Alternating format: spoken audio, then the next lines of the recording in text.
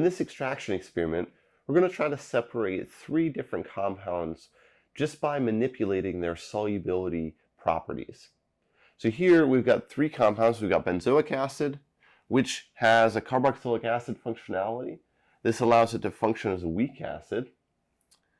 We have ethyl 4-aminobenzoate, which has an amine group, which is generally basic. And then we have 9-fluorinone, which doesn't have either an acidic or a basic functional group. So we simply refer to this as being the neutral compound. This one being the basic compound, and this one being the acidic compound. Now, if we take all three of these compounds and dissolve them in ether, they're all currently neutral. They will all dissolve in ether quite well. We can then separate them out. We can separate out one component at a time by manipulating their solubility properties.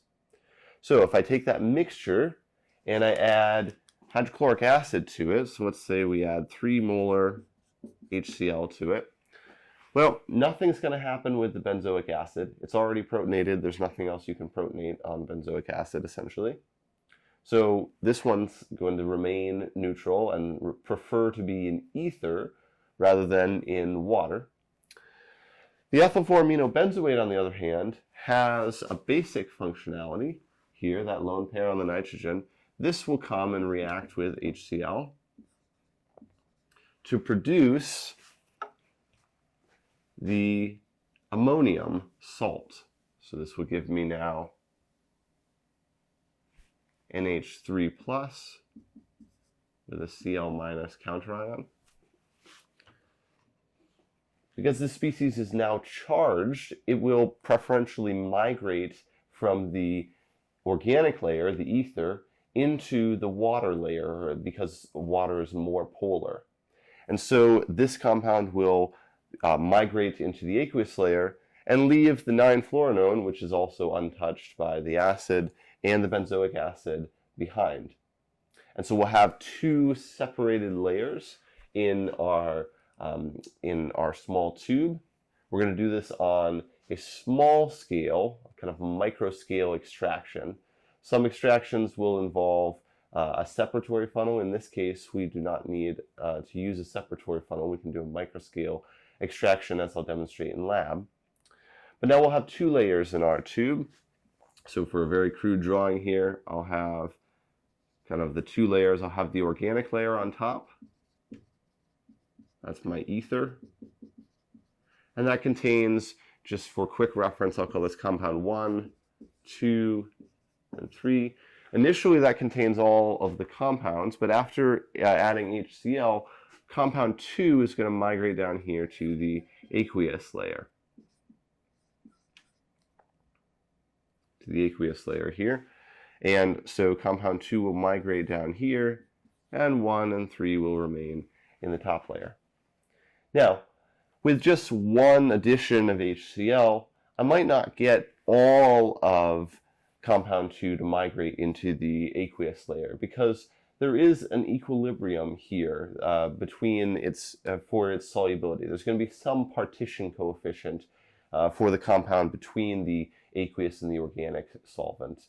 And here, since I've made it much more polar by protonating it, that partition is going to lie highly towards the water layer, but not 100%. So maybe let's say that it's 95%. If I just do one single extraction, then I'm still going to leave 5% of the ethyl aminobenzoate behind in the ether layer. However, if I do another extraction that is with that same coefficient then of 95%, then 95% of the 5% that I left migrates into the organic layer. And now I only have 5% of 5% left, so a very small amount left in the ether layer. And so this is why we always want to do 2 or 3 extractions whenever we're trying to separate a compound. So here I'll do 2 extractions and take the aqueous layer and put it away somewhere. So now I've got my aqueous layer that has just compound 2, and it's protonated here, so it's charged and it's soluble. At this point, though, I can isolate this by simply adding base. And if I add sodium hydroxide to this, so essentially I've got my Na plus ion, the OH minus anion here, this will come and essentially remove the proton here. We'll end up with sodium chloride as the byproduct, and I'll get back to my neutral ethyl 4-aminobenzoate. This is not soluble in water. We're not very soluble in water, and so if we put this in an ice bath, we can get this to crystallize out, and we'll have solid material that will crystallize in my flask. Then I can collect that by filtration. And what I have now is I've isolated out the basic component. Now we still have in our ether layer, we've still got the benzoic acid and the 9-fluoronone. To separate those out, we simply need to change the solubility properties of one of these two. Now, 9-fluoronone, I'm not really going to change the solubility properties of that because it's not an acidic or basic compound. But I can change the solubility of benzoic acid. It's a weak acid here, so if I add 3 molar NaOH to the ether layer now, so I've got an aqueous NaOH, and I'm going to add that in to the ether layer containing 1 and 3. This OH minus is going to come in and pull off that hydrogen, and that will get me to the benzoate salt, which is now charged and water soluble. So after doing this, in my tube, I've got my aqueous layer down here. I've got my ether layer here. And now compound 1 migrates into the aqueous layer, and compound 3, which is not affected by the NaOH, remains in the ether layer. Now again, I'm going to want to perform this extraction multiple times. Then even benzoate is going to have some slight solubility in ether, and so my partition coefficient might only lie maybe 95 or even 98% towards the aqueous layer. But I want to make sure that I remove efficiently all of the benzoic acid, so I'm going to do this extraction twice. I'm essentially going to add in this aqueous layer, mix the layers, let them separate, and then remove off the aqueous layer. So now I've got this over here. I've got my aqueous layer containing the benzoic acid, compound 1, although it's deprotonated now, it's the benzoate. And then I'm going to add more NaOH to the ether layer, mix that up again, let the layers separate, and then go down and take the aqueous layer and combine it here again. Now, at this point, I've got two things. I've got an ether layer that contains ideally only 9-fluoronone, and I have an aqueous layer that contains only the deprotonated benzoic acid. Now I can change the solubility of the benzoic acid to isolate this if I simply add HCl to this. If I add HCl to this compound again, it will reprotonate and get me back to the benzoic acid, which is not very water soluble at all. And so this will then crash out as a solid material, as a solid compound here in the bottom of my aqueous layer, and then I can collect that by filtration. Finally, I just have an ether layer over here that has compound 3, and ether is a very low boiling solvent, so really all I need to do is I need to make sure that I remove any water that is left over from any of these aqueous washes. And so I want to make sure that I get rid of any of the salts, any of the sodium hydroxide, any of the HCl that's left over. Although at this point it will just be sodium hydroxide from the last time, or any sodium chloride that resulted from trace HCl from the first time and then added NaOH. I want to certainly remove that. So I'm gonna basically do another extraction with just distilled water a couple times, and that won't really remove compound 3 at all because it's going to prefer to stay in the aqueous layer, but that should remove any salts that happen to be trace remaining. And then I need to dry any residual small amount of water out of the ether layer. Now what do I mean by dry? Well, we add a desiccant, some kind of water absorbing compound. Sodium sulfate or magnesium sulfate are very common. They form hydrates with water, and they essentially suck up lots of water and absorb it. So if there's trace water, even water that I can't see, in the ether layer. I'm going to add some solid sodium sulfate to this vial, or to the test tube that's containing the ether layer, and just let it sit for a while. This will absorb any of the water that's remaining in there. And then I can filter that into a new beaker. So now I'm going to have, so essentially I had my tube over here, I add my sodium sulfate to this as a solid, so I'm going to have a bunch of solid in here just absorbing water. And I'm going to filter this into a beaker. So now I'll have compound 3 in ether in a beaker, and then I simply evaporate off the ether with low temperature on a hot plate. And this will then leave me just with my solid 9-fluoronone at the end. I'll do two things at this point. I will get the mass of each component and calculate a percent recovery. I know the original mass of each component, and so the percent recovery is simply the mass of the component that I got at the end. So percent recovery is mass recovered, and let's say just for 1 or for 2 or for 3, divided by original mass of 1. And the same thing would be true for 2 and for 3. We're going to have 3 different percent recovery values here. We'll calculate that, and then we'll also do a melting point. The reason for the melting point is this will give us a sense for the purity of the isolated compounds. How pure are they? We started as a mixture, and so how efficient was our separation in terms of the purity of the compounds that we result? If they're impure, if we didn't get good separation of all of the components, if there's still a few percent of these components mixed together, then my melting point will be significantly depressed compared to the literature. We'll see how close we are to that and give us some kind of qualitative sense of the purity of the isolated compounds. So that's, in a nutshell, what we'll be doing in lab. Let's head up there and get started on extracting these compounds.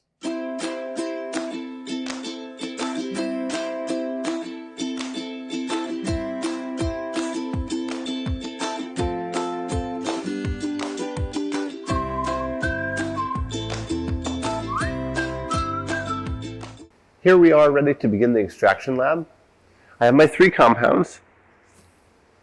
9-fluoronone, which is the neutral compound. Ethyl 4-aminobenzoate, which is the basic compound. And then benzoic acid, which is of course the acidic compound.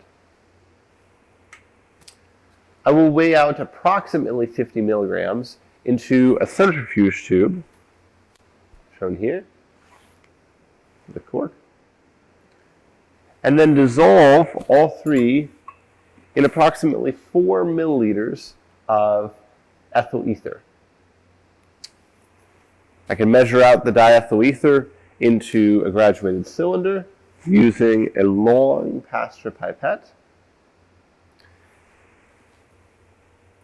And then I'll be ready to begin the experiment. Now, one note, when I'm measuring out the 3 compounds, it is not crucial for me to get exactly 50 milligrams of each compound. Instead, I simply need to note how much of each compound I do measure out, in the ballpark of 50 milligrams. But I will want that value since it will become important later when calculating percent recovery of each component. Now we're all set to begin the extraction lab.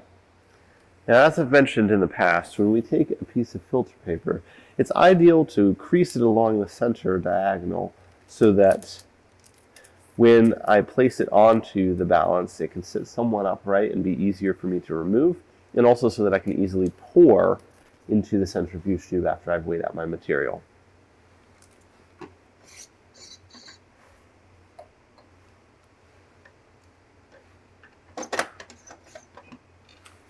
So we'll start with benzoic acid.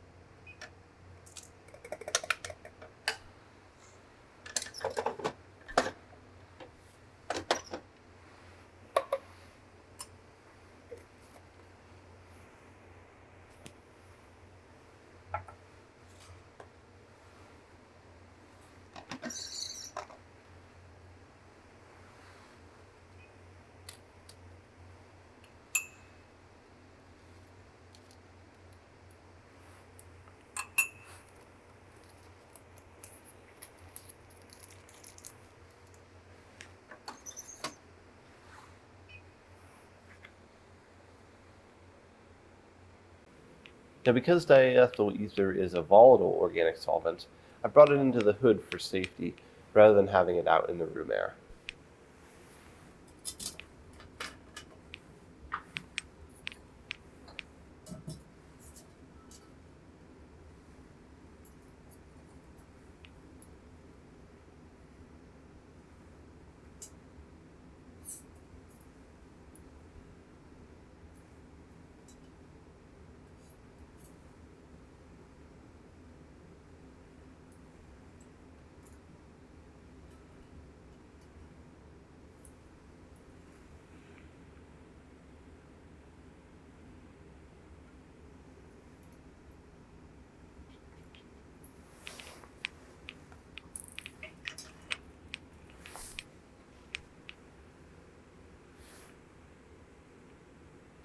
We now have approximately 4 milliliters of diethyl ether. Add this into our mixture and dissolve our compounds.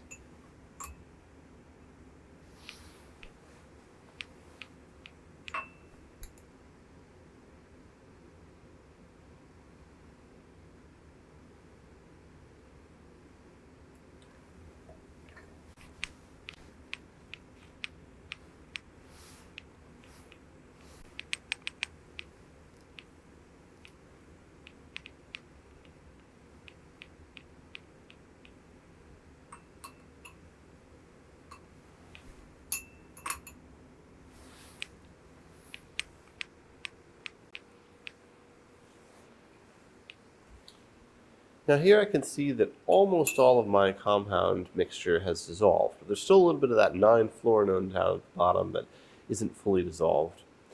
And a vortexer is a very useful tool for helping to mix solutions. So here there's multiple settings. I can set it to be, if I have it set down like this, then it's simply sensitive to touch. And the dial here then adjusts how quickly it will vortex. But by being set to touch, I mean simply that if I place my finger on it, you see that it will now vortex. And I can now simply place the solution, the sample, onto here.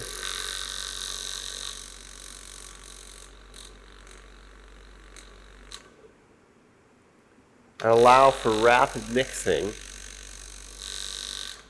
in a very efficient manner. And this helps to fully dissolve the compound.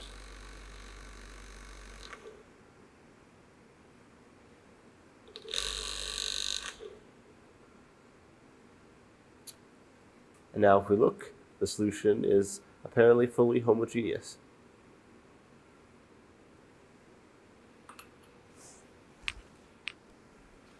The first step in the extraction involves the separation of the basic component. To do this, we will add 2 milliliters of 3 molar hydrochloric acid to our mixture of compounds in ether. So I will open this up. Ether is fairly volatile, so it's important to remove the stopper carefully, since there's sometimes a little bit of pressure buildup. I will use a micropipette that's set to 1 milliliter to deliver the hydrochloric acid.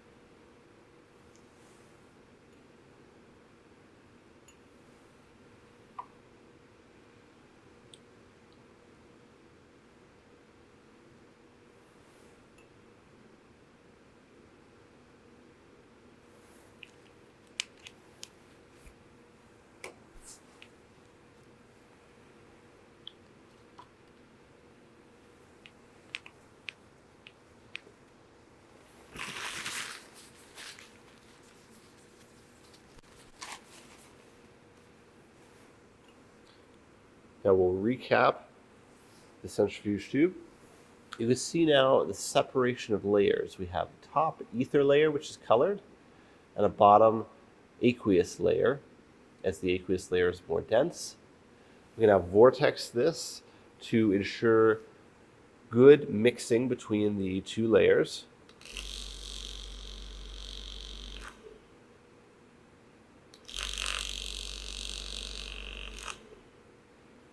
You can see that although they do mix, it does separate relatively rapidly into the lower aqueous layer and the upper ether layer, which is colored. So we'll vortex it one more time.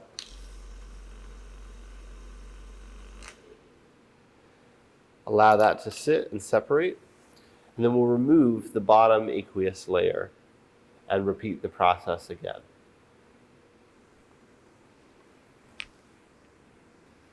To separate the aqueous layer, we simply go down with a pasture pipette all the way down to the bottom, suck up as much as we can, remove that and transfer that into a clean 10 milliliter Erlenmeyer. Repeat the process again. Now you notice that we've sucked up a little bit of ether into the pipette. Now that will rise to the top of the pipette, which you can't quite see. And then when I dispense, I will simply be careful to dispense only the aqueous portion.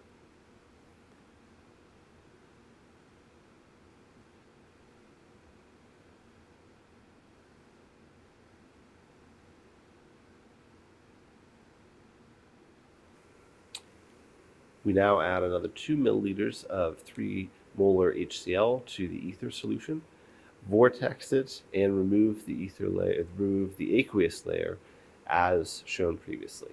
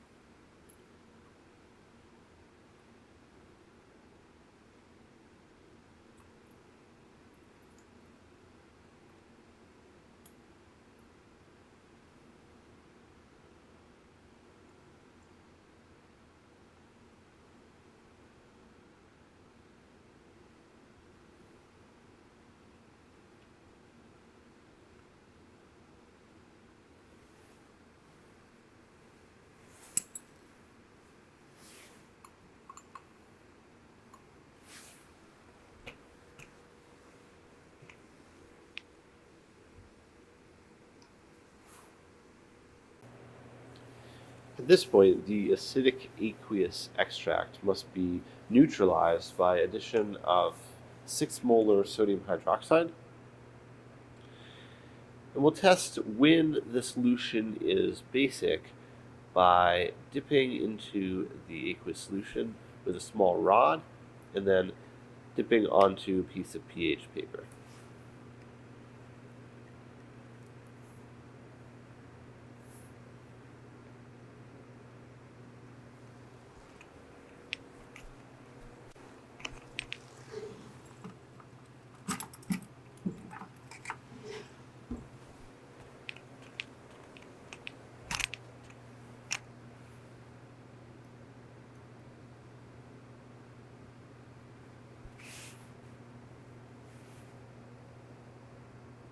Initially, you see the solution is very acidic.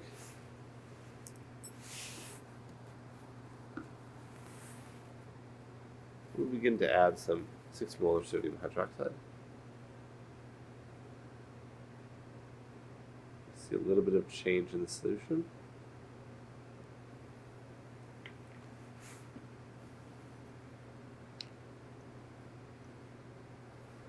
Swirl the solution and touch onto the paper. You see we are still very acidic, very red.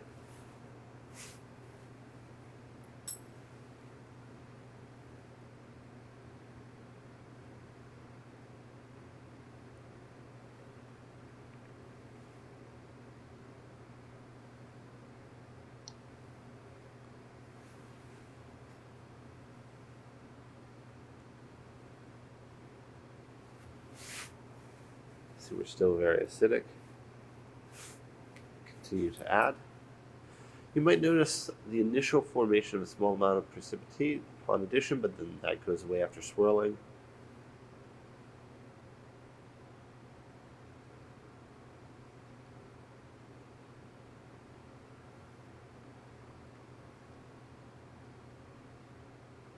But this time the precipitate has remained.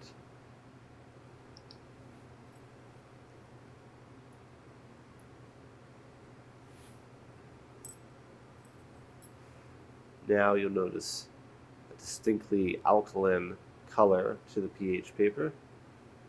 Looks as though we are at about pH 9 or so, 8 to 9. We'll add just a teeny bit more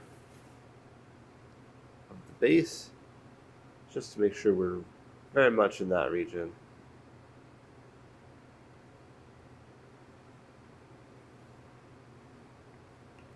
Test one more time.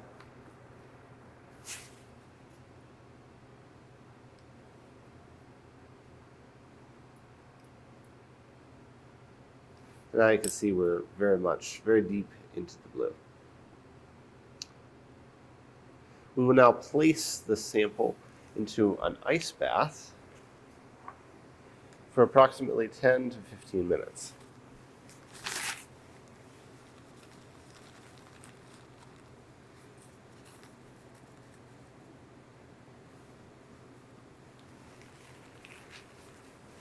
So now that we've let the basic components sit in the ice bath for a while, we have a little bit of crystalline material. Now, not very much. It doesn't appear to have crystallized very well, but we do have some material here, so now it's time to collect by filtration. Here we have a small side-arm flask with a Hirschfunnel. Now the Hirschfunnel, I will put a piece of filter paper in that, connect that to the sidearm flask, clamp that upright on a ring stand to make sure that it doesn't fall over, and then connect this whole apparatus to a water aspirator. So a water aspirator here, when I turn the water on, the water flow as it flows down pulls a vacuum on this sidearm. So if I then connect this sidearm to the sidearm of the filter flask, then when I turn the water on, it will pull a vacuum on the filter flask and allow me to perform a vacuum filtration.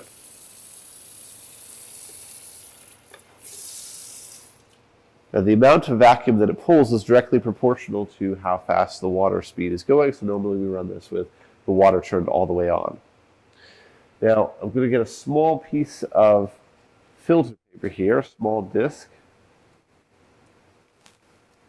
and place this inside the Hirschfunnel, connect my system,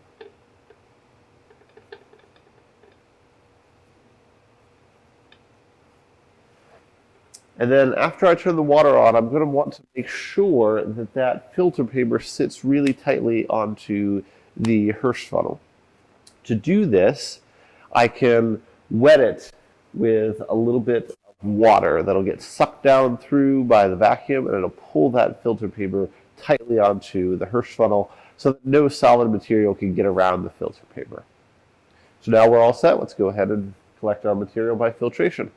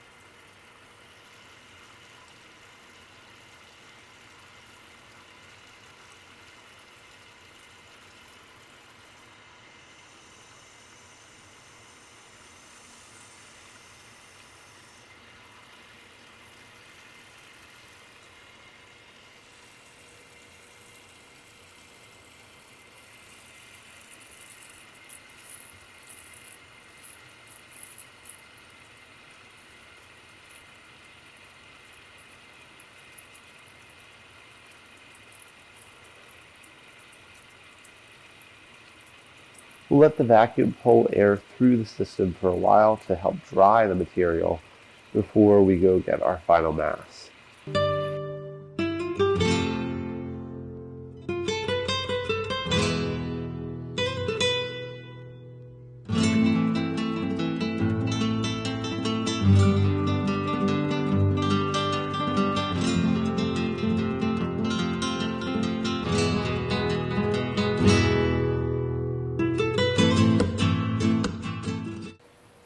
Now that we're done filtering and we've let the material dry for a while, it's time to disconnect the water aspirator.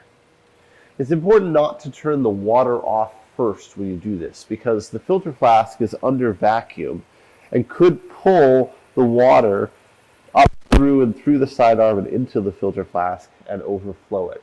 This is known as backfilling. We don't want that to happen, so it's always important to disconnect the arm here before turning off the water. Now we're free to turn off the water. And we can take the material here in our Hirsch funnel. You can see there's a small amount of material. And we'll scrape this onto a tiered watch glass, onto the previously tiered watch glass.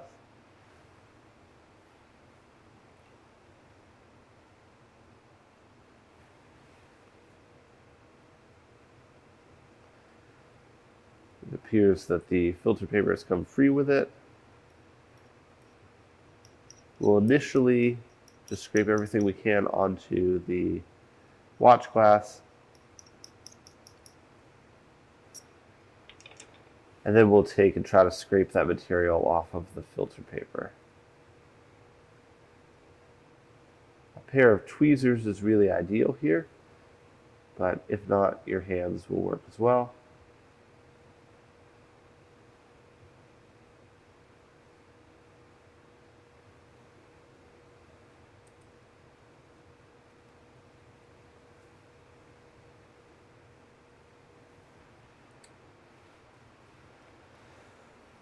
We are now all set to take this to the balance for a final mass and then collect a melting point.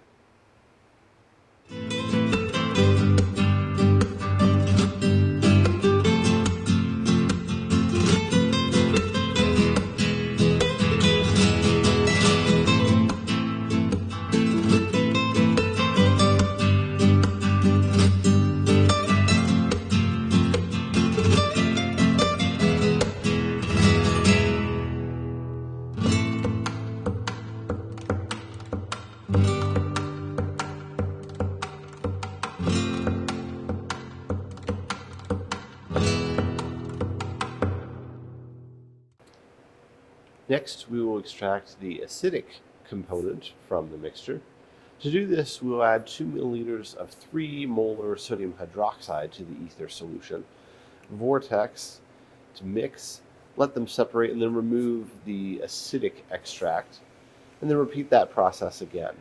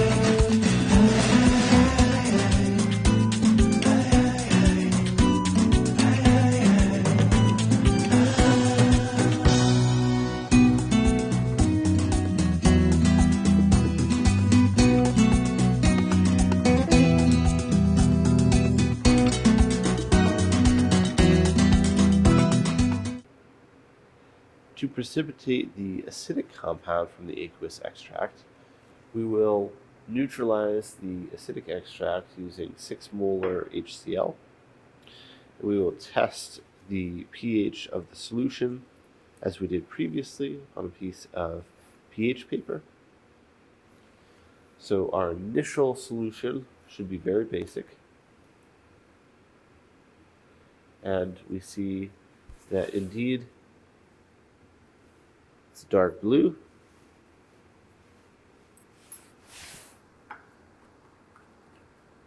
Begin adding HCl.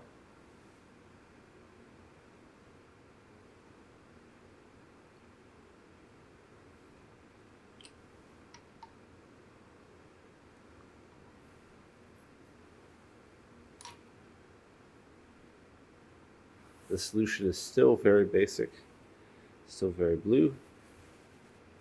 We'll continue to add until precipitate forms and persists.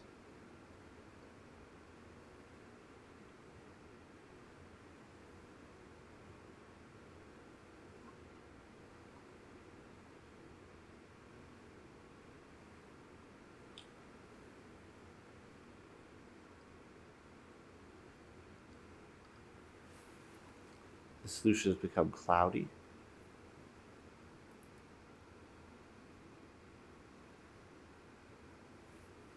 At this point now you see a very acidic reading on the pH paper, so we have met the goal here.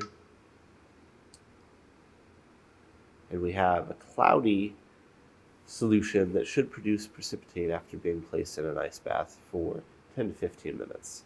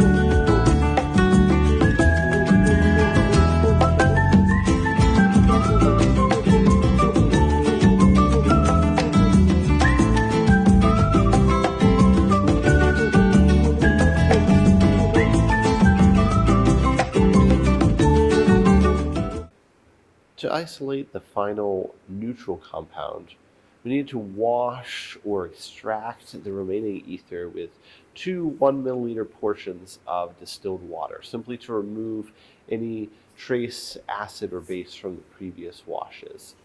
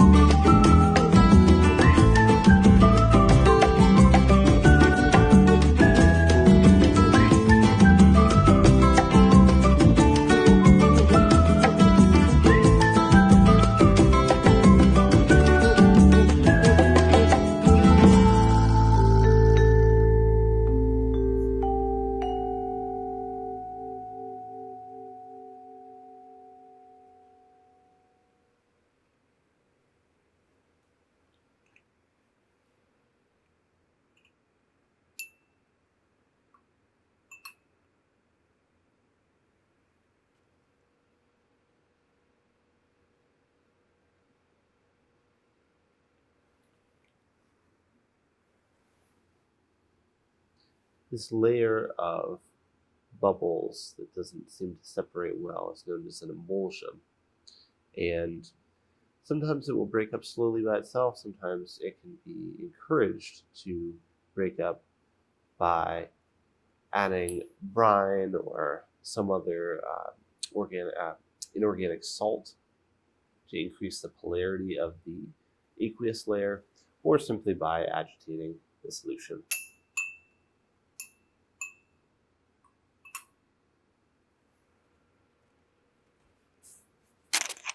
In this case, we will carefully pull off most of the bottom clear layer and attempt to see if that will help break up the emulsion.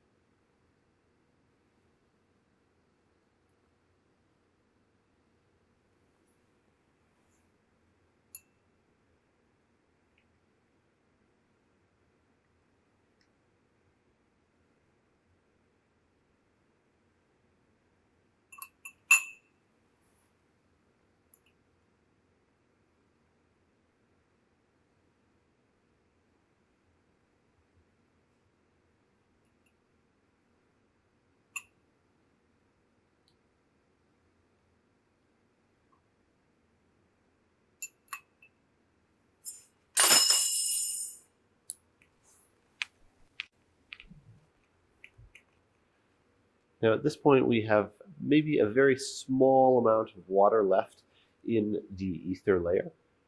We want to remove this by adding a drying agent to the solution.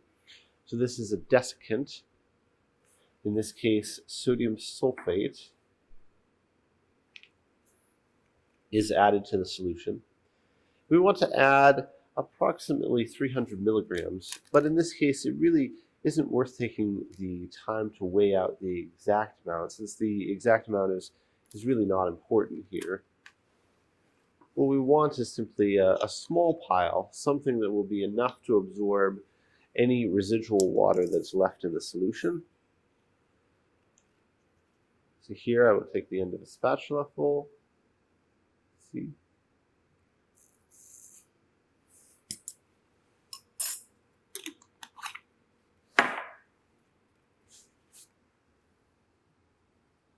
Anhydrous sodium sulfate will absorb water It's remaining in organic solvents. So simply pour that in. It will sit at the bottom of the solution. This is probably excess. This is probably more than what I needed. You see the solid there. We'll let that sit for a few minutes, and it will absorb any residual water that remains in the solution, and then we'll filter the solution to remove that solid and wash that solid with some more ether to get any residual 9-fluorinone that is stuck to it, and then combine those filterings to give us a solution that we can then evaporate to isolate the final 9-fluorinone. Now before I filter the final ether solution, I need to get a mass for the container that we will place the ether into, since we will then evaporate the ether from that solution. So I have a small beaker here, a 40 milliliter beaker. Get the mass for that.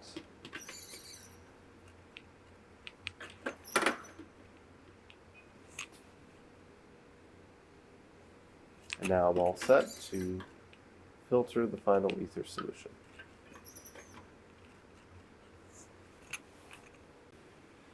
So here I have my final ether solution. I've added some more ether to it since I have a lot of drying agent present. And now it's time to filter out the drying agent. So I'll bring a filter here, or a funnel, and a small beaker to filter into, which I've just weighed. And then I'll take a small piece of cotton and pack it into the funnel, simply to catch the solid drying agent, prevent it from ending up in the final solution. So I've got a small piece of cotton, got the funnel, simply tap that down, not too tightly, just enough to pack it there so that it will catch the solid drying agent. I can simply place that here and then pour my solution down through here, tap a little bit to get the drying agent to come out. Gently. See, most of the solution is filtered through. We've left the solid drying agent behind. Now I will add a little bit more ether to simply rinse the remaining drying agent that's on the top of the cotton. I'll add a little bit of ether to that just to rinse that down through. And then we'll take this solution and place it on a hot plate to evaporate.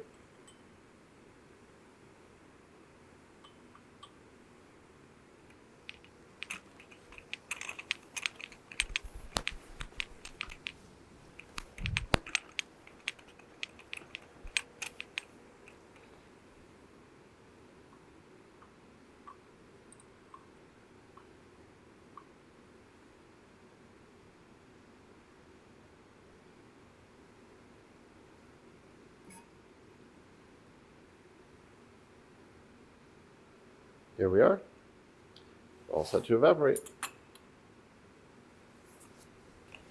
So here in the hood, I have a hot plate that is set to a fairly low temperature, only 50 degrees Celsius. Now, my ether boils at about 34 degrees Celsius, so I don't want to set this too high. 50 degrees is appropriate here. And I have my ether solution. I'll simply place this on the hot plate. I want to add something to prevent it from spattering in the event that the temperature rises too much and it boils too vigorously. So I'll simply take a boiling stick, place that to stand in there to help ease the boiling. And then I'll simply turn on the plate and let it evaporate slowly over a period of time until I'm left only with solid. And then I'll let it cool and take the final mass measurement. Now that all the solvent has evaporated, we are now set to go to the balance and get a final mass measurement.